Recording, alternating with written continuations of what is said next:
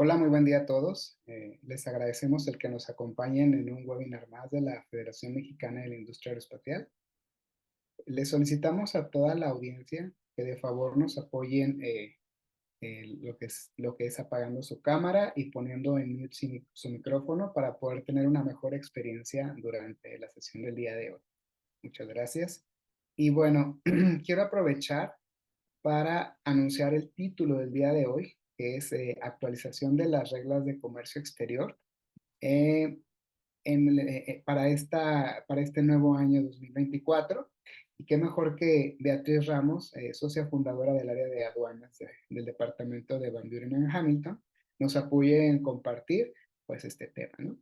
Quiero aprovechar también para mencionar un webinar que tendremos de hoy en 8 días, que vendría siendo el miércoles 7 de febrero de 2024 a las 11 del día, tiempo del centro, y va enfocado en la parte de procesos de simplificación de la organización del diseño y certificación EASA parte 21.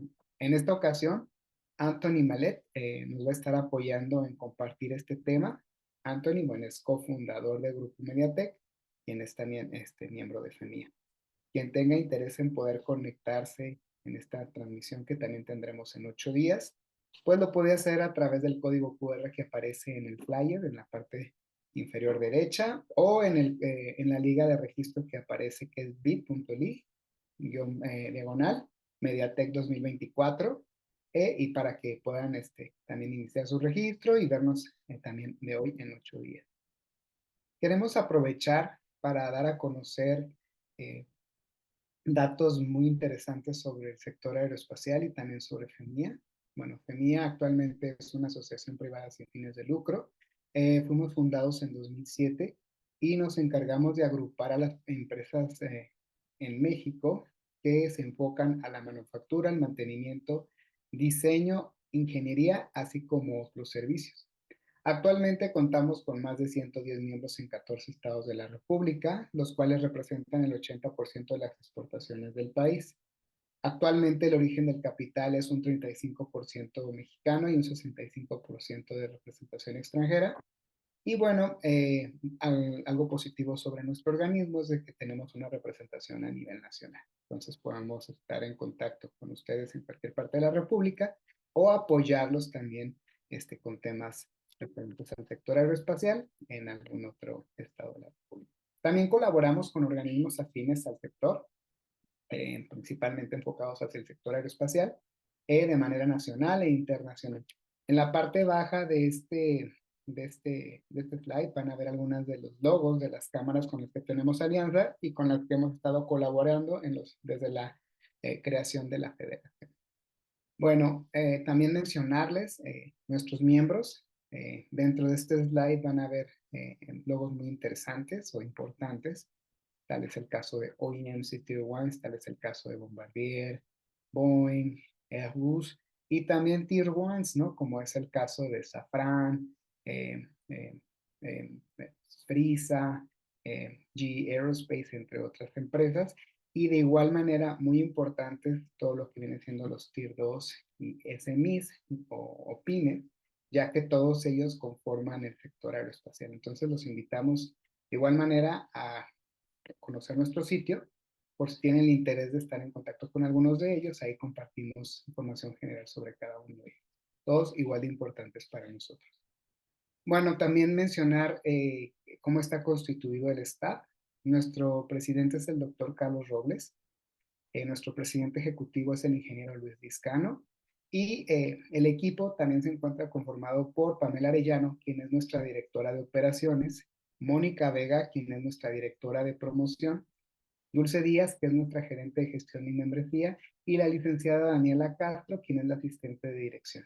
Y bueno, su servidor Enrique Maldonado, director de proveeduría, y bueno, todos estamos disponibles y a la orden para poderlos apoyar en algún tema referente a vinculación con FEMIA o conocer más sobre el sector.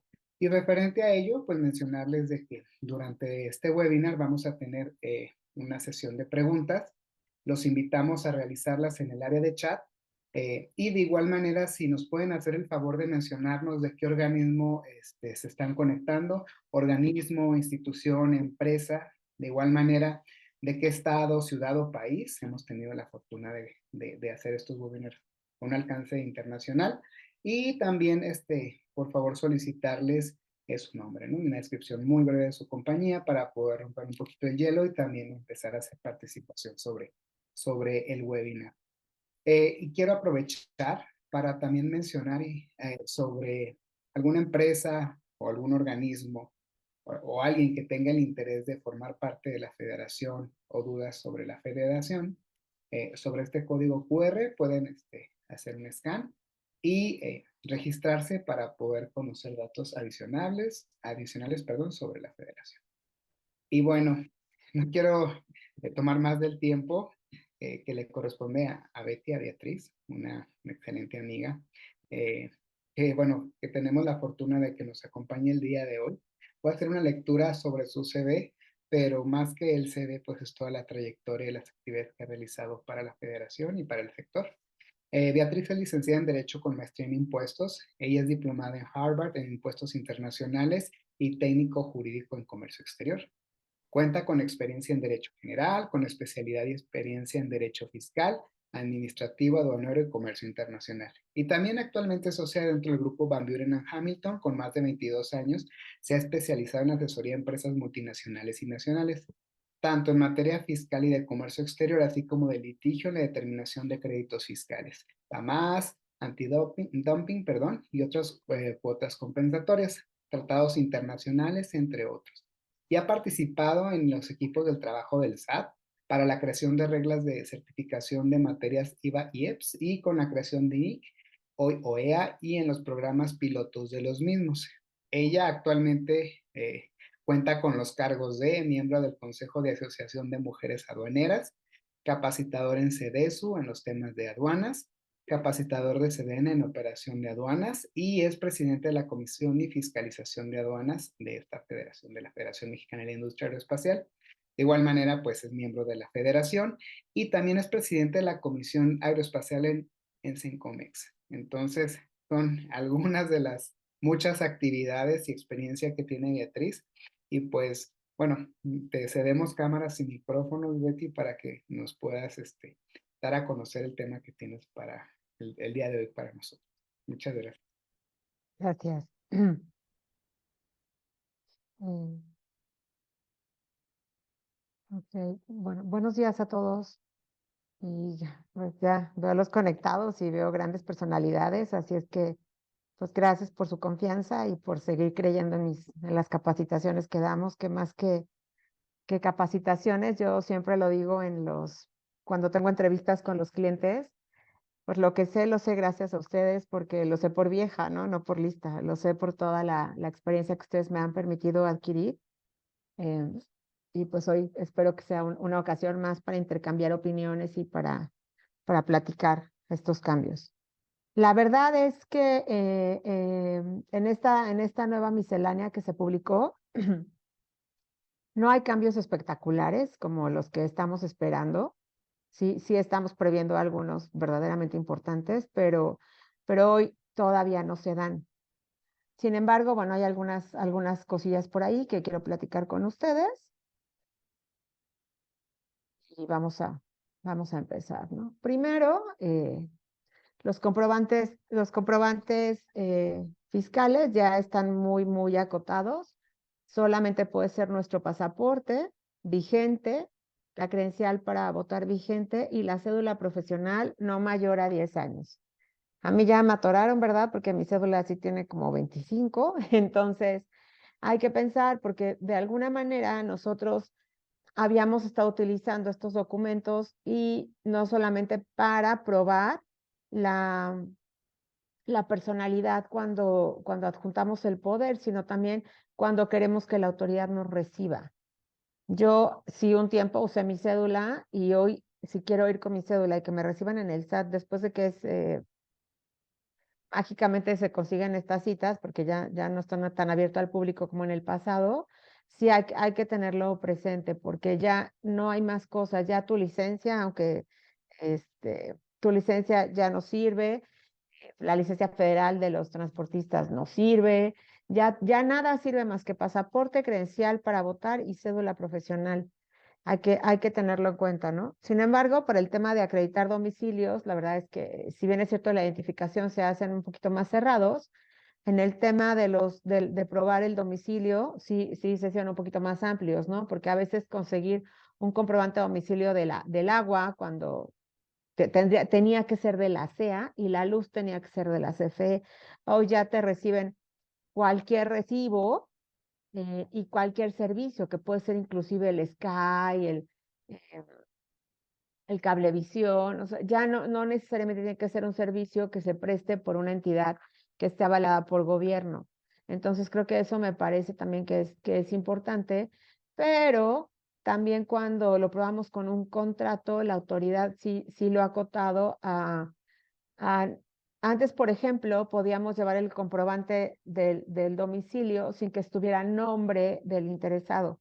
Hoy tiene que estar a nombre del interesado y si no está así, tenemos que adjuntar el contrato de arrendamiento o de servicios de oficina que está muy de moda, ¿no? Esto de las oficinas virtuales donde solo vamos y tenemos una junta y tal, pero verdaderamente no trabajamos ahí todos los días. Esos, los de apertura de cuenta bancaria o la factura del CFDI de arrendamiento que está a nombre ya sea de la persona física o la persona moral. Y dejo al final, y no sin mencionar, el estado de cuenta. Y esto está padrísimo, pero también es algo delicado porque pues el estado de cuenta manifiesta otras muchas cosas que a veces no queremos que el SAT vea. Entonces, yo sí tendría cuidado en querer, en básicamente trabajar en el punto 3, que sería el recibo de la luz, del agua o de algún servicio de internet, etcétera, ¿no? Y cuidar que tengamos el contrato que lo respalda. Eso sí es importante porque del otro de un cliente fue al SAT a hacer su cambio de domicilio y en el SAT lo regresaron porque si bien es cierto traía el comprobante del pago de la luz, no venía su nombre. Y ellos rentan la oficina y demás, ¿no? Entonces, sí es importante, especialmente en estos temas donde les decía, conseguir una cita ya es complicado y no perderla porque no estamos en la posibilidad de tener la información como la autoridad la está pidiendo, ¿no? ¿Se acuerdan con la reforma que hubo el año pasado donde la autoridad bueno, el año antepasado, 2022, nos habían prometido que para noviembre iba a haber muchísimas fracciones desgravadas y que inclusive nos había presentado ya pues algunas listas de posibles fracciones desgravadas? Y luego en el verano del año pasado nos da la sorpresa que no solo no las desgrava, sino que también eleva la tasa, eleva el IGI. Y entonces, pues todo el mundo se empezó a preguntar qué vamos a hacer, etcétera, etcétera. Y decíamos, una es utilizar los tratados de libre comercio, ahora sí bien, y la otra, utilizar el PROSEC. Y si no teníamos el PROSEC, podríamos trabajar en acudir a la autoridad y solicitar que se adicionaran algunas fracciones. En ese momento yo tuve algunos encuentros con algunos clientes y me decían, ¿y de verdad crees que lo logren?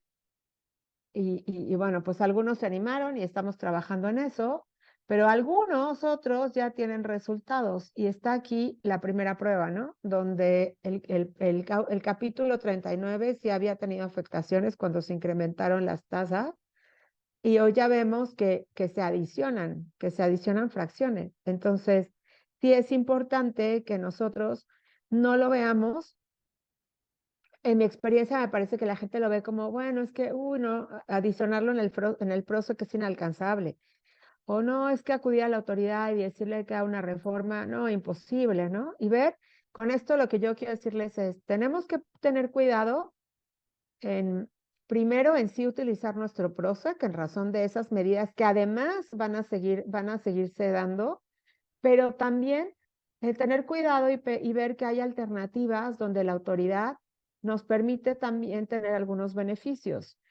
Y desde luego trabajar muy duro con el tema de los certificados de origen, que el año pasado muchos estábamos confiados a que o la tasa estaba exenta o tenemos una tasa baja en PROSEC, pero también es cierto que a la hora de revisar el listado, pues había muchas fracciones que no estaban negociadas y tuvimos que seguirnos inclinando o por los certificados de origen o por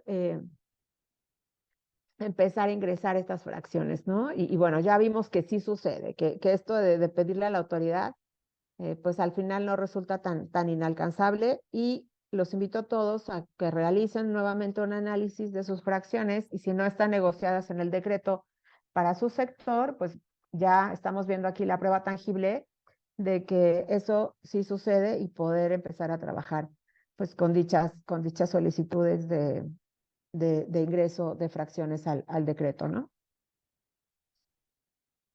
En el tema de padrón de importadores, pues me preocupa que siempre por ahí es donde nos quieren golpear fuertemente, ¿no?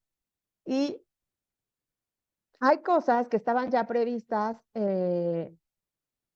perdón, que solo eran una infracción y que después la autoridad las movió a ser un equiparable a delito de contrabando, y ahora también las mueve a causales de suspensión del padrón de importadores, ¿no? Entonces, cuando hay una negativa, cuando yo aplique de manera ilegal y arbitraria una preferencia arancelaria y la autoridad me diga, oye, te equivocaste, y nosotros nos hagamos de la vista gorda, en ese momento la autoridad va a proceder a suspendernos el padrón de importadores. Cuando no se realizan las retenciones y el entero del IVA. Esto es un tema súper delicado porque muchos de ustedes ni habían nacido. Ya les dije que yo sé esto por vieja, entonces yo ya había nacido y trabajaba. Y en 2014, pues hay una fuerte reforma en la ley del IVA. Y empezamos a hablar en aquel tiempo del IVA de la enajenación y el IVA de la importación. Y hablamos de la enajenación porque en algunos casos, aunque le vendemos al extranjero o aunque entregamos en el extranjero, tenemos que facturar con IVA.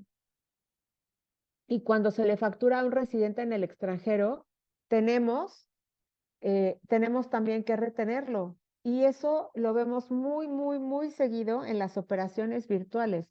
Pero mucho más seguido lo que vemos es que no entran al análisis y bueno, no ustedes, pero la gente de finanzas no se acerca con los expertos, y lo que hace es considerar que como es al extranjero, ya sea la entrega o la facturación, lo está previendo como una exportación, y no estamos tomando en cuenta o ver la foto grande y ver si esto necesita tener una retención o necesitamos hacer una retención.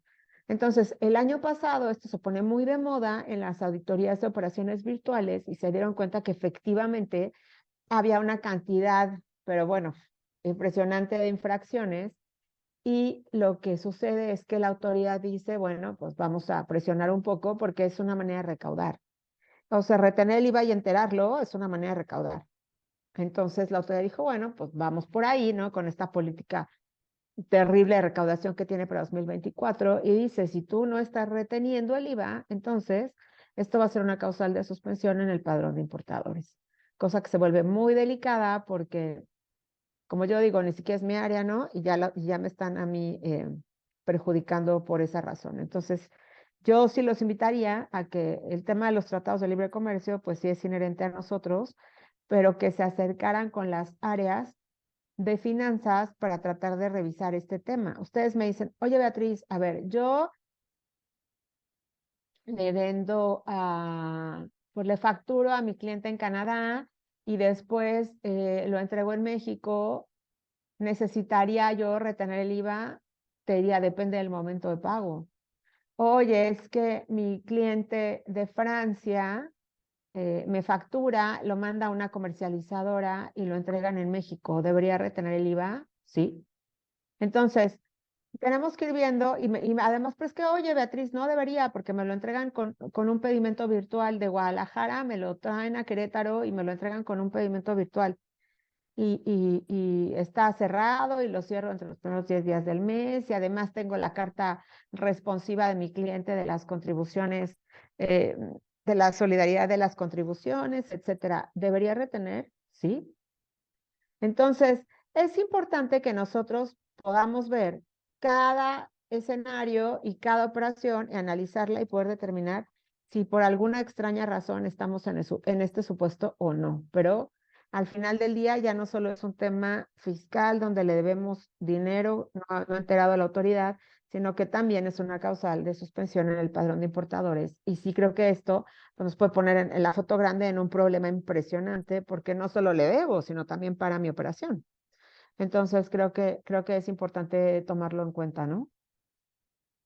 En el tema de la manifestación de valor, que ya esto es como el cuento de Pedro y el Lobo, ¿no? De ya va a llegar y no llega y ya va a llegar la manifestación electrónica, pues parece que ahora sí ya la autoridad se está poniendo la pila y por lo pronto, pues lo voy a tomar más al rato, pero entre paréntesis, pues sí dice que ya casi se publican los formatos, ¿no? Pero también dice, hay casos donde no hay sentido para presentar la manifestación de valor y hablamos de dos supuestos en el artículo 106 de las importaciones temporales y uno es la importación que realicen los residentes en el extranjero cuando hablamos de menaje de casa y el otro cuando hablamos de importaciones de personas que tienen relación laboral con la empresa, ¿no? Ay, no, eso es malo, es que vas a ir a México, vas a ir a la planta de México, por favor, llévate el desarmador, que allá les hace falta, y aquí tenemos 4 de la misma especie, ¿no? Y ahí lo traen los pobres, bueno. Antes, cuando declaraban la carga, que en realidad siempre tenían que haberla declarado, ¿no? Pero antes decían, ya, y cabe en tu maleta, ya, llévatelo. Eh, y no estaba dentro de la lista de la franquicia, ¿no? Entonces teníamos que haberlo declarado siempre, pero bueno, hoy ya se han vuelto mucho más exigentes con eso. La verdad es que un tiempo lo pudimos hacer sin declararlo, pero hoy lo declaramos y entonces tenemos que hacer un pedimento o la declaración y pagar las contribuciones en su caso, etcétera, etcétera, etcétera. Y antes estos pobres que solo le echaban raite y que además eran del área de ingeniería y no tenían mucha idea, pues tenían que hacer la manifestación de valor. Hoy dice la autoridad, pues no. Y el menaje de casa, pues tampoco, ¿no? Porque la manifestación de valor en este caso puede ser muy subjetiva. Es que es la mecedora en la que mi abuelita me decía cuando yo era niña, bla, bla, bla. Bueno, pues esa para mí vale millones de dólares, ¿no? Para la gente que ya es una mecedora rayada y que hasta tiene un hoyito y aquí dice, aquí me mecieron a mí, ¿no? Pues vale 50 pesos. Entonces, en razón de ser un tema muy subjetivo, la autoridad dice, bueno, en estos casos no es necesario presentar la manifestación de valor. Oye, nos ahorra chamba. Yo creo que en casi todas las empresas, por no decir en todas, está el supuesto de que a alguien que viene de visita a la planta le echa raid a algo. Entonces, creo que en ese sentido sí por lo menos le ahorra chamba al que ya le echó el raid. En el tema de la transmisión de información para el transporte ferroviario, la verdad es que ya habíamos estado hablando en reformas pasadas que la autoridad ya se ha puesto ahí muy puntual en esa declaración, etcétera, pero los formatos eran un poco complicados. Entonces la autoridad dijo, ¿sabes qué? Pues vamos a mandarlo por BUSEM. Y creo que eso es importante y es una buena idea. Sin embargo, también considerar el auge que le están dando ahora al transporte ferroviario, ¿no? Ya la autoridad eh, le está dando mucho más impulso. De hecho, es un tema más como el presidente, que ellos quieren utilizar estas vías. Y un poco pues está enfocado al tema del Tren Maya, ¿no? Y bueno, yo me acuerdo que cuando era niña, pues sí podía viajar en tren y era una gran aventura. Ahora vamos a ver si mover la carga por el país también es una gran aventura, ¿no? Especialmente por el tema de la infraestructura, que no en todos los estados la tenemos. Pero bueno, finalmente es un transporte seguro, mucho más barato. Y creo que si van a considerar empezar a utilizarlo, pues sí vale la pena que consideren que los permisos y los avisos ya se transmiten vía buzón y eso también nos ahorra algunas vueltas, ¿no? Eh, la autoridad también se pronuncia por los permisos que había dado para la entrada y salida de mercancías por lugares no autorizados y, nos, y se pronuncia en el sentido de los controles volumétricos. ¿Por qué? Por el tema sobre todo de hidrocarburos, que ahorita lo están considerando pues, de manera importante. De hecho, muchas de las reformas que han surgido, como la que surgió el año pasado en el tema de los permisos previos de importación para combustibles, químicos, etcétera, para controlar especialmente el huachicol, pues ya la autoridad me dice, ¿sabes qué? el aviso de de controles volumétricos y el dictamen es indispensable que lo presentes para poder mantener la autorización de las entradas por las aduanas no autorizadas, ¿no? Oye, esto es importante, a mí me parece que sí, porque teníamos una restricción para importar por ciertas aduanas y ahora con este tema que les digo, ¿no? Es que el aceitito con el que limpiamos la máquina cae en esa fracción arancelaria. Pues sí, cae en esa fracción y lo importante aquí será pues mantener estas autorizaciones para que llegue con mi carga, ¿no? Porque me la sigue mandando el mismo proveedor, solamente que antes no necesitaba un permiso.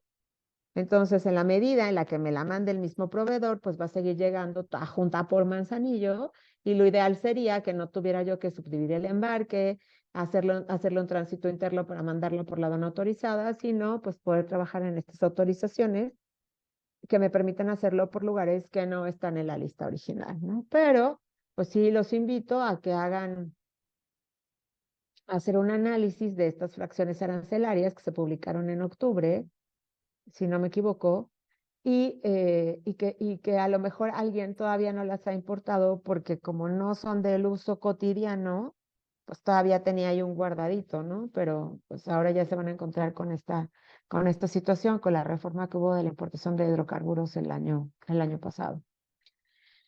Importante también que hay de la mercancía que la vamos a importar en diversos momentos y diversas aduanas. Antes teníamos que hacer un escrito, llevarlo al SAT, etcétera, etcétera. Y ahora, gracias a Dios, pues modificaron esto y lo mandaron vía BUSEM. La verdad es que yo creo que sí, sí es una gran ayuda porque a veces tenerlo que presentar y en algunos casos, como es Querétaro, pues no existe una oficina de comercio exterior de la Secretaría en la ciudad y tenemos que ir a Celaya, ¿no? Y así como yo, pues hay muchos que los que están en Hidalgo también tienen que venir a Celaya, los que están en Estado de México tienen que ir a México, etcétera, ¿no? Entonces, que lo hayan movido y que se pueda hacer por BUSEM, la verdad es que me parece que fue un cambio muy, muy acertado y pues la verdad es que el trámite es muchísimo más fácil, ¿no? Pues aquí evidentemente nada más tener presente el tema de la FIEL, que ahí sí hay que tenerla vigente y todo en orden para que podamos presentar el aviso como se tiene que hacer, ¿no? Acuérdense que yo voy cuando yo traigo algo y es que me mandan una parte de la máquina de China y me mandan otra parte de Estados Unidos y pues al final va a formar parte de un todo y según las reglas de la tarifa lo puedo clasificar como un todo, pues aquí el punto será que lo voy a clasificar y tengo que llevar el aviso al SAT. Hoy me dice el SAT, bueno, ya, ok, no vengas, preséntamelo vía BUSEM. Entonces, eso eso es importante que lo tengamos en cuenta. Eh, Me parece también que la autoridad aquí está ya, nosotros antes todo lo justificábamos con que fuera un dato inexacto o falso, ¿no? Y nos le damos ahí la vuelta con el reglamento y la ley. Ahora me dice la autoridad, sí va a ser un dato inexacto, no me importa que sea un error mecanográfico cuando haya discrepancia entre los bultos o los atados que estás declarando. Entonces, antes decíamos, bueno, dice dos, pero en realidad son tres, entonces vamos a decir que el documento que enviaron, el shipping, el BL, etcétera, tenía un error mecanográfico porque el 2 está pegado al 3 y el reglamento me permitía acogerme a esa infracción, a ese error mecanográfico. Y me dice, no, y sí va a ser un dato inexacto, ¿no? Y también cuando haya una diferencia en la cantidad declarada por contribuciones, eh, aunque se derive de errores aritméticos o mecanográficos, va a ser un error. Únicamente no cuando no cause perjuicio al interés fiscal, ¿no? Pues, obvio, si no le debo, la autoridad no me va a multar. Pero es importante porque hay cosas que antes le podíamos dar un poquito la vuelta y hoy ya no. Entonces, yo siempre digo que lo que pasa mucho en este sentido es que siempre decimos, es que siempre se ha podido. Bueno, pues ya la autoridad se está poniendo más viva y nos está diciendo que siempre le damos la vuelta. Entonces, ahora ya no nos va a creer que algunas cosas pues tienen este tema de errores mecanográficos, ¿no? Me gusta también que subieron a Busem el traslado de mercancías IMEX que están establecidas en la franja o región fronteriza, ya sea a su submaquilador que se encuentra en la misma franja o que lo puedan enviar también a submaquiladores en el interior del país. Ya tampoco tengo que ir al SAT y presentar este aviso, sino que también puedo hacerlo vía Busem. Me parece que esta parte pues también nos facilita un poco la operación y también nos permite trabajar en el tema del control de plazo, cuando de 6 meses vía Busem también puedo solicitar la prórroga a otros 6 meses, ¿no? Entonces ya como que aquí nos eficientan toda la información y me gusta muchísimo el tema de no tener que hacer un pedimento al interior, ¿no? Esta parte que lo pueda yo hacer vía Busem, la verdad es que también agiliza muchísimo el trabajo. También a Busem, el aviso mensual de submaquila, ya no se presenta físico, ya lo podemos presentar por Busem, y eso creo que también nos aliviana muchísimo la carga, ¿no? Este aviso, que casi nadie hace, pero que es importante, todos los que mandan su mercancía o parte de su proceso a submaquila, tendrían que dar un aviso a la autoridad, dependiendo semanal o mensual, dependiendo si somos OEA o no. Tenemos que dar este aviso diciendo, de estos pedimentos, importé esta cantidad y se la mandé a mi submaquilador. Y luego ya él me los devolvió y los estoy ingresando otra vez a mi anexo 24 con estos documentos.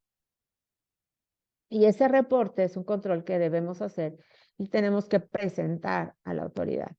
Hasta antes de la reforma, o sea, hasta el año pasado, porque la reforma fue el 28 de diciembre, hasta el año pasado lo podíamos presentar lo tenemos que presentar físico y hoy ya lo podemos presentar por Busem, ¿no? Y es gratuito además. Entonces, pues me parece que esto es importante y sí nos va a ahorrar un poquito de chamba por ahí. La autoridad se le había olvidado considerar la cuota fija que pagan algunos países con los que México tiene suscrito un tratado de libre comercio y acordó que la cuota del DTA, sin importar el valor de la mercancía, va a ser de una cuota fija. Y bueno, en la regla se había publicado que iba a ser una cuota fija de 407 pesos para el tema del TIPAD. Y ya se modifica la Ley Federal de Derechos y ahora la cuota general del DTA es de 425 pesos. Entonces, no solo para TIPAT, es para todo lo que hay una cuota fija, la tarifa es de 425 pesos.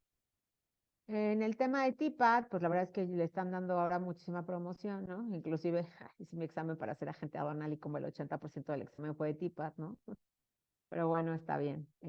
Aunque no tiene que ver con la operación, lo están preguntando en todos lados. Y aquí, pues, habla de si tenemos algunas dudas, pues podríamos participar con la autoridad. E inclusive nos dan un teléfono para poder tener la atención, ¿no? Las multas, pues, se mueven, obviamente se incrementan habría que revisarlo, ¿no? Pero pues no, tampoco hubo una gran variación, solamente que pues, era importante citarlo para que lo revisaran, ¿no? Transmisión de la información, ya sea con el valor de la mercancía o los datos de descripción, etcétera.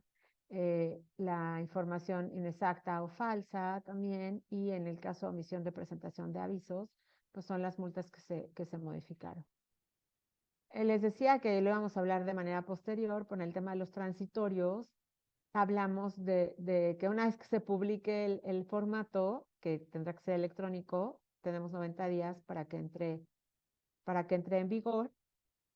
La importación de las mercancías sensibles, que se deberá garantizar mediante una fianza o póliza, pues una vez que se publique también el acuerdo que deberá regular esto por parte de la Secretaría de Economía, pues entrará en vigor, ¿no? Pues aquí lo norman, porque va a ser parte de la operación, pero quien va a decir las reglas va a decir la Secretaría de Economía, ¿no? Y esta parte, pues también ojo, porque tenemos que revisar cuáles son las mercancías que tenemos listadas en el en el anexo 2 del decreto de IMEX y ver que seguramente pues vamos a tener que empezar o a buscar la garantía o a buscar la manera no diría yo dar la vuelta por el tema de no cumplir, sino de buscar alternativas que a través de las certificaciones, etcétera, la autoridad me permita no estar obligado al mando de esta garantía, ¿no? Eh, Tener cuidado también que el 18 de enero pues estuvieron los cambios ya en los complementos de comercio exterior y que algunos no los utilizan siempre porque no están exportando con la regla general que es una exportación definitiva, clave A1 y enajenación, pero sí de pronto los utilizan y tal vez nos han dado cuenta que ha habido ya algunos cambios en los complementos, en la validación, en los catálogos, en las cadenas originales, especialmente en la declaración de la certificación de origen, y me parece que puede ser importante ahí que lo revisemos si no lo hemos revisado para poder implementar los cambios con el área de sistemas, ¿no? Como les dije, tenemos que revisar también BUSEM porque ya hay varios avisos que están hoy, ¿no? Inclusive el aviso fiscal para deducibilidad, el aviso fiscal de destrucción, independiente del que presentamos en la Autoridad de Comercio Exterior, pues este aviso ya se tiene que presentar por BUSEM y es importante que lo demos a conocer, ¿no?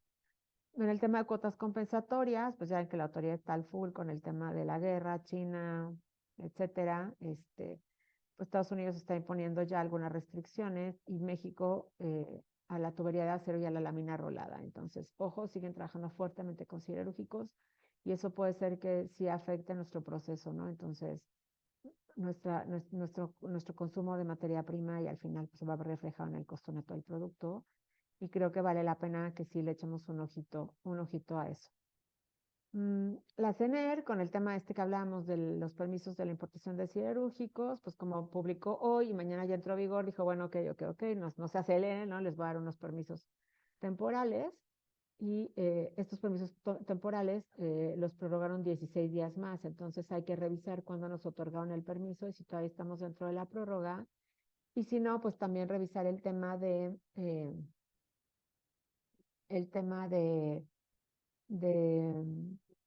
si tengo que yo empezar a tramitar algún permiso ya con las reglas generales, ¿no? Que no va a estar, que ya no están así como te lo doy rapidito. Y ojo, porque estos permisos pues los vamos a tener que declarar en el pedimento de importación. Entonces sí hay que tener cuidado, ¿no? Los permisos los tenemos que solicitar inclusive con el NICO. eh, para determinados eventos, pues pueden ser de 1 año a 5 años y los demás van a ser como por cupo. Entonces hay que revisar, los invito a revisar, ¿no? Bueno, hay algunas modificaciones con los químicos esenciales, se quitan algunas aduanas por las que se puede hacer la operación y se adicionan otras.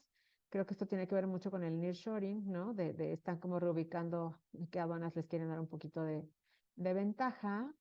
En el tema de TEMEC, con este tema también de nearshoring, pues ya la autoridad está trabajando fuertemente en el tema de certificación de origen y hubo por ahí unas modificaciones a cómo se va a declarar el importador, entonces vale la pena que lo revisemos, ¿no? Donde a pesar de que ya no es un formato per se, sino ya pues son en un formato libre, pues sí hay que considerar el tema de la certificación, cómo lo voy a declarar y cómo voy a reportar al tema del importador, ¿no? Eh, en la industria automotriz, con el tema del TEMEC, también el INDEX publicó que se está buscando la manera de crear un sello donde se pueda garantizar que las empresas pueden tener este sello garantizando el contenido regional requerido para el tema de la industria automotriz, ¿no? Que ya se estaba volviendo un rollo inclusive de sindicatos, pues ya este sello creo que nos va a dar una gran ventaja, ¿no? Lo que les decía de la guerra de China, Rusia, Estados Unidos, está poniendo todas las restricciones, etcétera. Ahora yo sí traigo un motor de China y lo voy a integrar a un producto mío y no obstante que adquiera origen con temas de tratado, por la parte china que se va a Estados Unidos tengo que pagar un arancel especial y esta parte la verdad ha sido ya muy complicada porque nos sí ha movido muchísimo el valor de los productos para México o el valor de los productos para nuestro cliente que vienen desde México. la autoridad, el CBP, publicó una regla que dice que hasta $800 del valor de la mercancía, pues no tenemos que entrar en este tema de cuotas compensatorias, cuotas adicionales, etcétera. Y entonces me parece que sí vale la pena entrar al estudio y empezar a hacer ese análisis toda vez que si nosotros tenemos proveedores de China, de Rusia y de algunas otras regiones donde México ya, perdón, donde Estados Unidos ya está poniendo los candados, pues sí, sí, al final, aunque nuestro producto esté conteniendo origen, vamos a vernos en la necesidad de declarar que es chino, ruso, etcétera, y eso va a hacer que por ese producto sí paguemos, por ese insumo de nuestro PT, si paguemos un arancel especial. Entonces, hay que hacer ese análisis. Yo los invito a hacerlo porque las empresas no lo están haciendo todavía y en realidad se han estado encontrando con estos bemoles porque a lo mejor hay una etiqueta que viene el origen o algo así, ¿no? Pero si alcanza contenido regional mexicano, no lo están declarando y hay que declararlo. Si no, vamos a meter en un serio problema a nuestro cliente y obviamente a nosotros, que por temas de tratado, nosotros somos solidarios responsables de las contribuciones que dejó de pagar el receptor del certificado de origen que nosotros hicimos. Entonces, ojo, ¿no? Ahí tenemos que tener mucho cuidado. Por el tema de la Agencia Nacional de Aduanas, pues nada más comentar que para los que viven en la frontera deben de estar felices, pero que ya súper duro se está oyendo que para septiembre la aduana se va a Tamaulipas y de hecho yo estuve en Tamaulipas la semana pasada y pues sí, sí, ya no está el edificio, pero está el lugar, por lo menos ya está el terreno, ¿no? Entonces sí hay que pensar también a considerar que la ANAM se mueve de Ciudad de México y obviamente pues va a haber una serie de movimientos en cabezas y en todo, ¿no? Y pues sí hay que tenerlo ya considerado. Pues en el tema de nearshoring, ¿no? También pensar que México, pues ya se volvió como, antes decíamos, tristemente se decía que México es el patio trasero de Estados Unidos, ¿no? Y después empezamos con los temas de certificación de tratados de origen, etcétera, a probar que nosotros podíamos trabajar con calidad, con entregas en tiempo, etcétera. Y se llegó el día en que ya necesitan tener a los proveedores al lado, ¿no? Entonces, México se está volviendo esto y hay que tenerlo muy presente porque el tema de desarrollo de proveedores, que así se oía antes, se convirtió en nearshoring y la autoridad también está abriendo un poco la escucha y las posibilidades para poder establecer empresas que estaban en otros países en México creando fuentes de empleo, ¿no? Y creo que esa parte también es importante saberla porque la autoridad tiene apertura y tiene apoyos, tiene estímulos. Y en el tema de cadena segura de suministro, pues con este tema de nearshoring se vuelve fundamental, porque si vamos a estar enviando a nuestro principal receptor de las exportaciones, Estados Unidos, todos nuestros productos, pues sí vale la pena considerar el estar considerados como miembros de una cadena segura de suministro, ya sea a través de CITIPAT o a través de OEA. Beatriz, ¿qué hace la diferencia? En algunos años anteriores hacía la diferencia la cantidad de capítulos que teníamos que resolver. Pero ya CityPad, que tenía mucho menos, ya hoy ya se, ya se suma y con las modificaciones que se hicieron el año pasado, eh, en 2020 y el año pasado, la verdad es que el CityPad ya casi es lo mismo que OEA y la diferencia que estamos tomando en México es qué es lo que quiero certificar. Si voy a certificar una ubicación, pues puedo hacerlo por ubicación en CityPad y si quiero hacerlo por mi RFC, contando todas las ubicaciones, lo haría por OEA, ¿no? Pero al final del día, pues ya lo que el mundo ha tratado de hacer es estandarizar el perfil y los requerimientos para que sin importar de qué país seas un operador económico autorizado, estemos seguros que se cumple con los requisitos, que hoy la verdad, más que ser un título nobiliario, y si es que yo soy OEA y tengo determinados beneficios, pues se está volviendo en un requerimiento. Yo ya estoy ayudando a mis clientes a contestar estos cuestionarios que nos piden, diciendo, bueno, al menos si no eres, asegúrame que tienes los procesos implementados y que yo voy a estar tranquilo con este tema de la cadena segura de suministro, ¿no? Y pues sí, así las cosas con esta autoridad hoy, ¿no? Que además ser un operador económico autorizado, pues sí nos abre un poquito la puerta distinto, ¿no? Nos la abre por el portón, por la puerta grande y no por la puerta chiquita ante las autoridades, porque a través de los procesos les estamos garantizando que efectivamente somos lo que yo llamo contribuyentes cumplidos. Entonces, la verdad es que es pues, muy rápido, ¿verdad? Por el tema que tenemos. Hasta aquí mis pequeñas aportaciones. Espero que les hayan sido de utilidad y agradecerles como siempre pues el tiempo y la confianza. Yo sé que todos estamos corriendo y que ustedes pues me regalen este ratito para escucharme. Para mí es muy valioso. Muchas gracias y que tengan muy bonito día.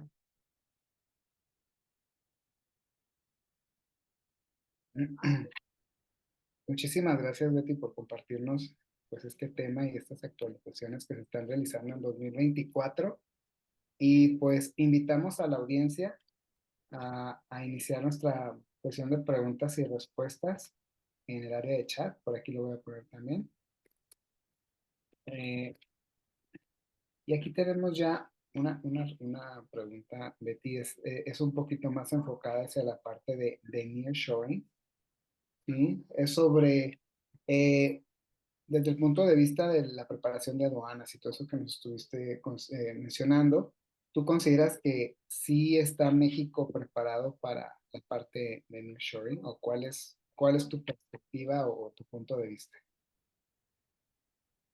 Eh, Mira, yo creo que se están empeñando, pero honestamente no creo que que tengamos la infraestructura para operar con esto en todos los ámbitos. Em, Creo que todavía estamos viendo las cosas un poco desde México. La semana pasada tuvimos la oportunidad de participar en un congreso y ese era el tema repetido con la gente de Estados Unidos que fue, ¿no? Y de hecho la próxima semana hay otro congreso con el CBP porque lo que es necesario es empatar por la norma y los requerimientos para que cuando mandemos nuestros productos no digamos es que yo sí estoy cumpliendo y ellos nos contesten es que acá no estás cumpliendo, ¿no? Eh, Habría que ajustarnos a los temas, como les decía, a los temas de guerra y tenemos que ajustarnos también, creo que al tema de ubicaciones. Hay lugares, por ejemplo, ahorita le están dando un enorme auge a las aduanas en Nuevo León, pero en Nuevo León no hay agua. Entonces, no puede ser que en un lugar donde no haya agua tengamos aduanas eficientes. Y en Tamaulipas, por ejemplo, no tenemos tanta operación y ahí tenemos o sea, ahí tenemos los servicios básicos.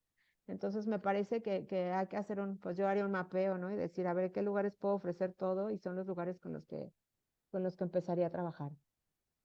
Entonces esas serían como las áreas de oportunidad para poder ser un poco más efi- eficaces en el tema de nearshoring. A nivel gobierno, sí, a nivel empresa, me parece que lo que tenemos que hacer es prepararnos y ver la foto grande, porque ya no nada más podemos ver el tema de la norma local, sino también, ok, te trajeron la proveeduría de dónde me la traigo, primero tendría que hacer el análisis y a dónde va, ¿no? Y a los lugares a los que va, con qué es con lo que debo de cumplir. Me parece que de manera, pues, con seguridad pues nearshoring es igual a crecimiento, ¿no? Pero tiene que ser un crecimiento ordenado, un crecimiento programado y sobre todo teniendo en cuenta que no cumplir con la norma es como 3 veces el valor de de la mercancía cuando cometemos un error. Entonces hay que tener mucho cuidado. ¿Y esto cómo se vincula con la parte de los cambios de administración dentro de las aduanas? ¿Esto puede generar algún retraso o puede apoyarnos o cómo lo consideras tú? Pues de manera general pienso que no debería impactar, pero sí en este momento sí está impactando porque la gente con esta política de militarización de las aduanas, desde luego es gente que ha estudiado, pero es gente que no tiene toda la experiencia. Entonces, creo que es una parte que también tenemos que tomar en cuenta porque a veces antes nos lo resolvían y ahora tenemos que acercarnos con ellos y plantearles la problemática y explicarla y eso me implica tener mi carga a lo mejor detenida una semana en la aduana. Creo que, creo que en algún sentido la política, por la razón principal, yo me acuerdo cuando fue el tema de la militarización, la razón principal era un poco hablar de anticorrupción cuando decidieron quitársela a los civiles Y creo que esta parte de la capacitación y la experiencia, sí, todavía nos está afectando, hay que explicarles todavía. Porque una pieza tiene que entrar en dos partes si es una pieza, o por qué no la pueden abrir en el tema de aeroespacial, por qué no le puede dar ni el aire ni caerle un polvitito de tierra, porque entonces la pieza se inhabilita totalmente y además son piezas que cuestan 3, 4 millones de dólares, ¿no? Entonces, me parece que este tema que hoy estamos logrando y que como FEMIA se ha trabajado mucho para tener este acercamiento con las autoridades y explicarle cómo es especialmente este sector, ¿no? También el electrónico con microchips y todas estas cosas que son sectores muy, muy, muy delicados que no les puede dar ni, bueno, hay cosas que no podemos ni tocar con zapatos porque ya no sirven, ¿no? Entonces, creo que prepararlos para todo esto pues es nuestra tarea. Ellos están ahí, hacen su trabajo, conocen la ley, pero solo conocen la ley y nosotros conocemos todo lo de atrás y hay que acercarnos. Y el producto como tal, ¿verdad? Sí, Eh, y creo que para esto es la federación, ¿no? Para que la gente se pueda acercar y pueda ser también como un vínculo entre las autoridades. A veces nosotros vamos y pedimos la cita Beatriz Ramos y nadie me pela, ¿no? Y hablo 5 minutos después, digo que voy por parte de la federación y hasta me invitan café. Entonces, creo que aprovechar estos organismos me parece que es pues es algo muy, muy bueno.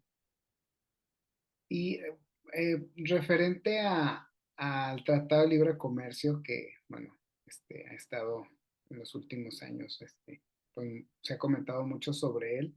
Eh, para el sector aeroespacial, tengo entendido que no se tiene un capítulo como tal. ¿Hay alguna ventaja, desventaja o un área de oportunidad referente a cómo está constituido este tratado? Pues a mí me parece honestamente que cuando nació este tratado, especialmente el de Estados Unidos, bueno, México empieza con los tratados no hace mucho, ¿no? Por ahí del 2000, perdón, de los 90. Y cuando empieza este tema de los tratados, pues ni siquiera teníamos empresas, o sea, había 13 empresas del sector aeroespacial en México, ¿no? Entonces, no era como de llamarse la atención. Me parece que sí tendríamos grandes ventajas si tuviéramos un capítulo llamado para el sector, especialmente porque a lo largo de los años, pues he tenido la confianza de participar en algunos eventos y hemos tenido que trabajar en paralelo a los tratados, ¿no? El tema de MRO, por ejemplo, que pues México no lo tenía previsto y se tuvieron que hacer ahí trabajos con la Embajada de Canadá y todo esto para que México estuviera autorizado para también hacer ese tipo de reparaciones, etcétera. Y siempre se ha tenido que trabajar a la par, me parece pero también es un tema que no podemos empujar los que no somos empresarios. Las empresas son las que tienen que levantar la mano y decir, oye, aquí estamos y tómanos en cuenta, ¿no? Y tómanos en cuenta, así como hay un capítulo especial para automotriz.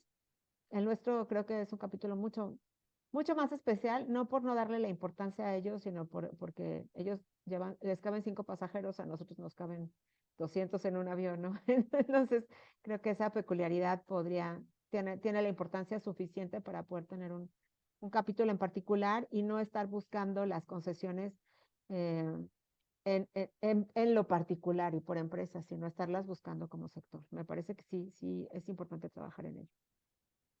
Perfecto, muy bien.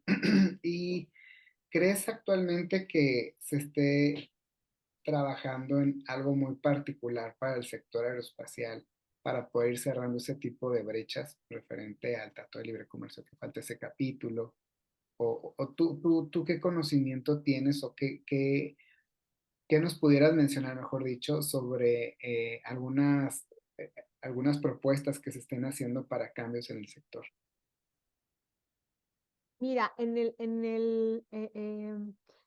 tema de tratados de libre comercio, yo he escuchado muy poco, muy poco, muy poco. Se toman en cuenta algunas cosas, pero he escuchado muy poco. La verdad es que ahora en el trabajo que se está haciendo con Inglaterra, ahí ya me tocó por primera vez ver que en lo particular hicieran preguntas para el sector.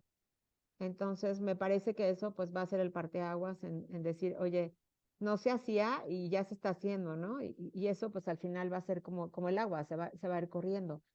Creo que no, creo que honestamente la industria pero no tiene que ser una asociación, yo creo que tiene que ser las empresas levantar la mano y decir, oye, a mí me afecta aquí, a mí me afecta aquí, ¿no? A través de consultas con las aduanas de esos otros países, etcétera, y ver que hay cosas que no están viendo, porque no se conocía el manejo, no desde México. Entonces, creo que es importante levantar la mano. Te digo, yo lo vi con Inglaterra y lo que sí veo, por ejemplo, que a nivel local, a nivel nacional, México, sí el SAT ya se está poniendo la pila en conocer mucho mejor al sector. La verdad es que al principio, por ejemplo, cuando nació EA, que nació Conec, tuvimos muchísimos beneficios, ya nos los quitaron, ¿verdad? Y ya estamos trabajando otra vez en recuperarlos porque la autoridad está terminando por entender que este sector es como la música, ¿no? Llegó para quedarse y el retorno a la inversión es tan largo que nadie va a venir a abrir una empresa, solicitar un permiso e irse a los 3 años. Y creo que por fin lo están entendiendo y eso nos va a dar la pauta para poder acercarnos y estar y solicitar pues más cosas previstas en las leyes que nos faciliten la operación. ¿Y crees que hay algún cambio que sea próximo a realizarse? Pues hemos tenido ya juntas con el SAT y el SAT estamos solicitando muchos cambios en razón con los beneficios que perdimos en OEA. Y la autoridad está ya muy abierta, sin embargo, lo que sí estamos viendo es que están proponiendo controles, como por ejemplo cuando presentamos un aviso o le das clic a la renovación, ellos quieren hacer como un tipo CAPTCHA y en ese momento te dicen, bueno, ahora adjunte los poderes actualizados, o ahora adjunte el último comprobante de domicilio, o adjunte el SUA al corriente, etcétera, ¿no?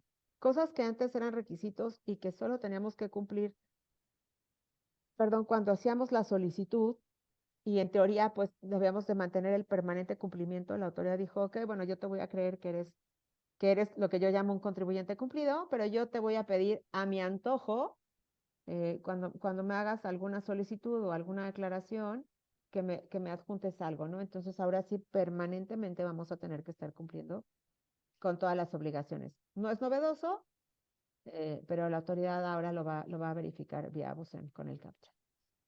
Perfecto. Por aquí tenemos una pregunta de Anabel Barrera Chávez. Nos dice, hola Beatriz, una pregunta. En la exportación virtual, si participo únicamente como proveedor nacional, no somos IMEX, ¿se tiene que hacer la retención de IVA? Muchas gracias. Hay que revisar la operación porque les decía, influye la forma del contrato, influye la forma de pago, influye el momento del pago, etcétera. Pero no, en el tema de retención de IVA no tiene que ver que seamos una empresa IMEX, ¿eh? O sea, eso no hace la diferencia entre retener el IVA y no. Por eso es que yo les decía, la reforma viene en que la autoridad graba la enajenación y graba la importación. Entonces, cuando yo, siendo IMEX, quiero tener un beneficio de IVA, lo pido a través de la certificación, pero eso es para el tema de la operación aduanera, del pedimento, la importación, no para el tema de la enajenación. Entonces, si quieres, después mandame un mail porque sí necesitamos revisar el momento de pago, por ejemplo, si tienes contratados descuentos por pagos en anticipado, a quién le gira la orden de compra para quién sale, etcétera. Hay que revisarlo porque es un tema de exportación con IVA, no es un tema de IMEX con exportaciones o IMEX con IVA. Ok, perfecto. Pues mira, ya estamos ahora sí en tiempo. Antes que nada, pues de que agradecerte el que nos compartas esta información. Y pues a nombre de la Federación Mexicana de la Industria Aeroespacial, pues queremos pues, reconocerte y agradecerte el que nos hayas compartido este tema, esta charla. Y pues de igual manera a toda la audiencia mencionarles de que en caso de que tengan alguna duda o comentario, pues se puedan acercar ya sea con Beatriz, aquí están sus datos de contacto nuevamente. Y si no, pueden escribirnos también a nosotros en el correo de contacto @femia.com.mx. Y bueno, ahora sí, recordarles nuestro próximo webinar que va a ser este 7 de enero del 2024, igual de 11 a 12 del día, en el tema de certificación EASA parte 21, que es referente a procesos de simplificación de la organización del diseño. Y nuevamente invitarlos a que nos sigan en nuestras redes sociales, tanto en Facebook como en X, nuestro canal de FEMIA, en el LinkedIn y también en nuestro correo de contacto para poderse enterar sobre estas y otras actividades que estamos haciendo en el sector. Bueno, pues Beatriz, muchas gracias nuevamente. Gracias a Gracias a todos ustedes por por la estar confianza. conectados. Y pues estamos en comunicación, ¿sí? Que tengan bonito día. Muchas gracias. Igualmente, hasta luego.